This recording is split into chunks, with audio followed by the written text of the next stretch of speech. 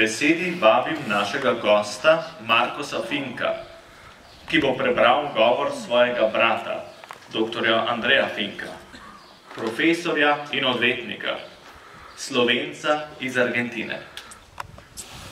Gospod Andrej se zaradi selitvenih obveznosti, v mesecu dni se namreč za stalno vrača v Slovenijo, ni mogel udeležiti današnje slovesnosti.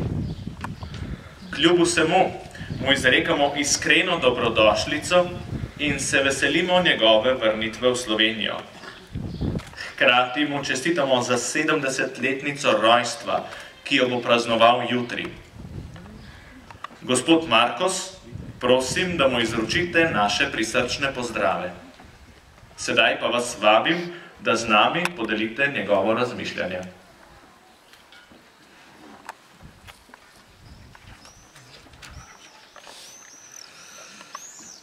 Spoštovane gospe in gospodje, spoštovani gospod nadškof, dragi slovenski rojaki, posebno dragi Šentjoščani. V imenu družine, mame, sestre in brata se iskreno zahvaljujem odboru za podelitev Erlichovih priznanj za posthumno Erlichovo priznanje pokojnemu očetu Božidarju. Priznanja pokojnim nič ne dodajo, le izkazujejo jim hvaležnost. Oni so že resnično nad tem in gotovo niso delali z namenom, da bi bili priznani od ljudi. Delali so za večne vrednote.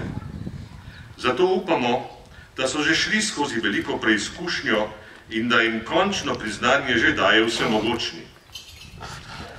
Današnje priznanje, ki ga nadvse cenim, je pa kljub temu, da je namenjeno določeni osebi, pomembno za vse nas, ker s tem potrjujemo svojo zvestobo idejam in silnicam, ki so usmerjale delo prednikom in danes vodijo naša prizadevanja za dobro domovine Slovenije. Današnje srečanje je tudi pomembno, ker se letos spominjamo 75-letnice znamenite obrambe v noči med 24. in 25. julijem leta 1942, ko je takoj postala model in zgled za druge kraje. Tisto noč se je začela samoobramba pred komunistično revolucijo. Uspeh šentjoške obrambe je takoj odjeknil drugod in začele so se ustanavljati posebne straže po Dolenjski, Notranjski, Suhi krajini in Milanski dolini. Odpor se je začel, kakor je bil izzvan, torej z orožjem. Takega odpora napadalci niso pričakovali. Do začetka vojne in okupacije je boj potekal zgolj na idejni ravni, z debatami v javnem prostoru, po organizacijah, političnih shodih, po ustanovah, šolah, na univerzi. Revolucija se je pripravljala že vsaj 2 desetletji. Ko pa je ob okupaciji začelo govoriti orožje, in to proti lastnemu narodu in njegovih ljudeh, ne proti okupatorju, je bilo treba seči tudi po tem sredstvu. Položaj je postal nevzdržen. Okupator se da to ni zmenil, čeprav je bila njegova pravna in moralna dolžnost, da vzpostavi minimalni red v okupiranih deželah. Uboji in vsestransko nasilje je povzročilo, da je v silobrano ljudstvo vzelo obrambo v lastne roke. Z minimalnimi sredstvi se je vaška straža v Šentjoštu prva uspešno uprla in izšla zmagovita iz preizkušnje. Ko je okoli 4. jutranje ure napad na Šentjošt pojenjal in bil končno odbit, vaški stražarji niso utrpeli niti ene žrtve. Zaradi tega poraza se je partizanski gnev znesel nad okoliškimi vasmi, ki niso bile zavarovane. V naslednjih dneh so komunisti v okolici Šentjošta pomorili 23 ljudi in požgali 70 poslopij. Vse od tedaj do leta 1992 je bil Šentjošt na vse mogoče načine zaznamovan in stigmatiziran, danes pa nosi čast prvega uspešnega odpora proti komunističnim teroristom tistega časa. Ni zanemarljivo dejstvo, da se priznanje imenuje po pokojnem duhovniku profesorju Lambertu Ehrlichu, ki je bil komaj 2 meseca prej v Ljubljani žrtev komunističnega ubijalca. Pokojni oče ni bil iz vrst Ehrlichovih stražarjev. Organizacijsko je bil član Tomčevih mladcev v katoliški akciji. Med obema mladinskima gibanjema pa na noben način ni bilo toliko razlik, kot jih danes radi navajajo nekateri zgodovinarji, še vedno prijazni preteklemu totalitarnemu sistemu.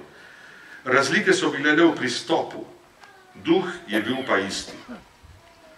Po nastrojenju, ki ga je pokojni oče vse svoje življenje izkazoval v svojem delovanju, bi prav lahko bil član Ehrlichove straže v viharju.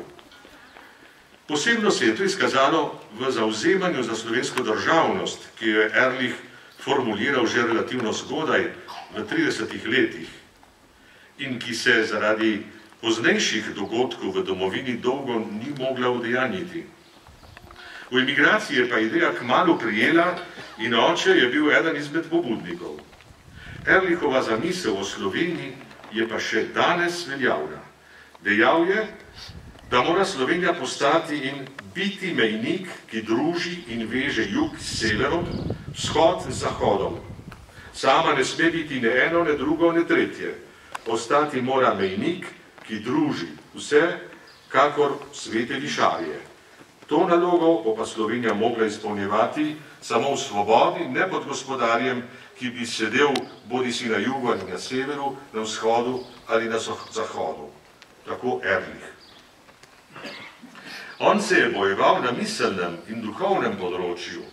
Njegovi morilci so dobro vedeli, zakaj jim je bil na poti. Z umorom so indirektno priznali pomembnost njegove vloge v tistem težkem času, tako kot Banu Natlačenemu in drugim, ki jih je doletela ista usoda. Slovenskemu narodu so pa takrat odvzeli misleče ljudi in potrebne izkušene voditelje. Ljudstvo je bilo kmalu prepuščeno samo v sebi. Odtot resnično in pristno ljudski odpor in nastop vaških straž. Ob posthumnem priznanju očetu moram priznati, da sem sramežljivo razpoložen. Težko je namreč objektivno govoriti o lastnem očetu. Ob tej priložnosti je pa to delo olajšano, ker je zelo veliko njegovih misli ostalo napisanih in objavljenih. Poleg izbora v 2 knjigah je še mnogo gradiva v zapuščini. V mojem osebnem primeru je pa vse polno spominov na resnično neštete pogovore, ki sva jih imeli. Spominjam se prvega otroškega trenutka, ko sem komaj že bil priseben in mi je pripovedoval, kako je bilo, ko je bil pri vaški straži v akciji na Ključu. Od tedaj naprej, pa vse do njegove smrti, sva bila v stalnem in vsakodnevnem tekočem pogovoru o vsej problematiki, ki je nastala za Slovence od nastopa komunistične revolucije pa do danes. Še kot otrok in mladostnik sem nenehno bral, velikokrat žal na škodo formalnega študija, o medvojnih dogodkih v Sloveniji. Nenehno sem tudi spraševal žive priče, ki jih je v Argentini bilo mnogo o tedanjih dogodkih. Te priče so pa z največjim veseljem mlademu fantu pripovedovale težka osebna doživetja. Tako sem bil srečno obremenjen s poznavanjem dogodkov iz prvega vira. Vedno je pa ob vsem bil oče kot intelektualec trdna referenčna točka. Zelo verjetno sem zaradi tega zanimanja poleg prava zašel tudi v politologijo in delno v zgodovino. To me je življenjsko zaznamovalo in sem za to Bogu hvaležen. Oče je bil najprej vaški stražar pri skupnem poveljstvu posadk vaške straže Šentjoštu, Rovtah, Zaplani in Hotedršci. Bil je v Ljubljani študent prava, malo pred diplomo. Po izvoru sicer iz Dolenjske je kot presajen meščan čutil dolžnost, da pokaže solidarnost do ljudi iz podeželja, da se ne bi počutili zapuščene ob nevzdržnem terorju, ki so ga izvajale partizanske tolpe. Kot študent je poveljstvo naložilo nalogo obveščevalca in propagandista. Pri voditeljih in pripadnikih vaških straž je vedno našel plemenito tovarištvo in duha služenja skupnim vrednotam. Po nekaj mesecih se je vrnil v Ljubljano, ker mu je bilo treba opraviti samo zadnje izpite za diplomo, kjer je po kratki, a zelo intenzivni pripravi vse srečno dovršil. Ko je že hotel ponovno na podeželje, je kapitulirala Italija in nastala je nova situacija. Po ustanovitvi slovenskega domobranstva je bil pa med prvimi, ki je pristopil k tej novi samoobrambni oboroženi sili in bil v njej do konca, do Vetrinja na Koroškem. Ko so tam Angleži, pozvijači, vozili domobrance v Jugoslavijo, bi moral biti oče med njimi. Organizacijsko je bil dodeljen zadnjemu transportu.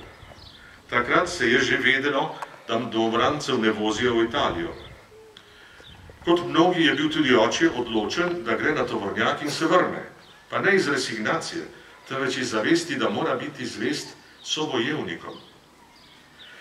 Prav takrat je pa močno zbolel in bil skrajno oslabljen.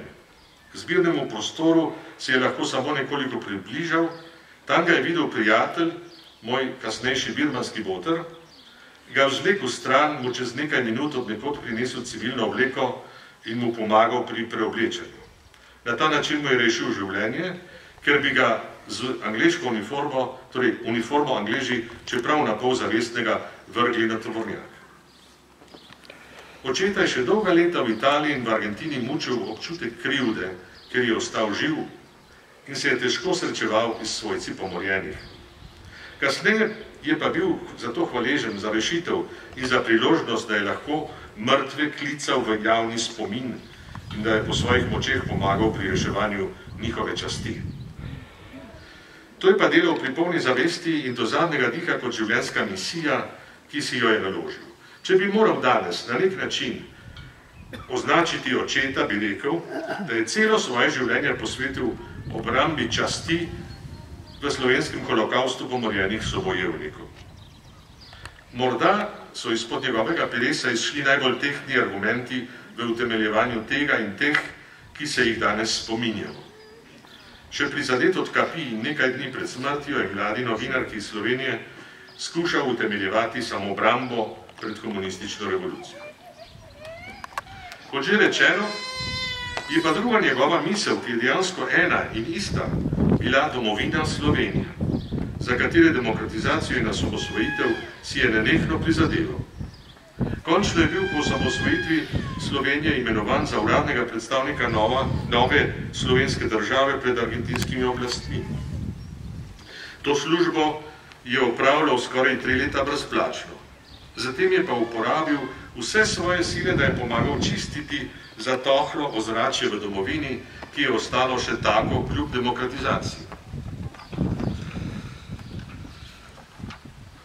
Doba 75 let je dovolj dolga, da bi dogodke, kot se jih danes spominjamo, v normalnih razmerah že morali prerasti in se jih spominjati zgolj zgodovinsko. Toda razmere v tem času niso bile in še niso normalne. Še vedno nas prizadevajo. Dolga in težka roka uradno neprečiščene polpretekle zgodovine še vedno sega za nami in nam ne dopušča, da bi resnično osvobojeni in resnično neobremenjeni stopili na pot prihodnosti. Še vedno nam botruje neresnica in uradno prikrojena besedila v knjigah in medijih. Dokler se slovenska psiha ne bo osvobodila travme, ki jo je med nami povzročila komunistična revolucija z vsemi posledicami do danes, ne bomo mogli biti srečen narod. To moreče stanje opažajo tudi tujci, potem, ko nekaj časa živijo v Sloveniji in jo spoznavajo. Naloga, ki jo imamo danes in jutri, je torej še velika. Pokojnim priznanja izkazujejo hvaležnost, a potrjujejo nas. V prednikih imamo zglede. Predvsem pa jih imamo v naših mučencih, ki trumoma ležijo razkropljeni po slovenski zemlji in kličijo Božji blagoslov nanjo. V njih imamo največje jamstvo za uspeh v naših prizadevanjih danes. Oni nam stojijo ob strani v vseh težavah, s katerimi se srečujemo in se še bomo srečevali. Zato se jim priporočajmo. Z njihovo pomočjo se bomo še intenzivneje in vztrajneje zavzemali za večne vrednote, ki so stoletja bile življenjski sok naši domovini. Z njimi in zgledom izpred 75 let v Šentjoštu lahko upravičeno upamo na lepšo in srečnejšo Slovenijo. Bog nas živi, hvala lepa.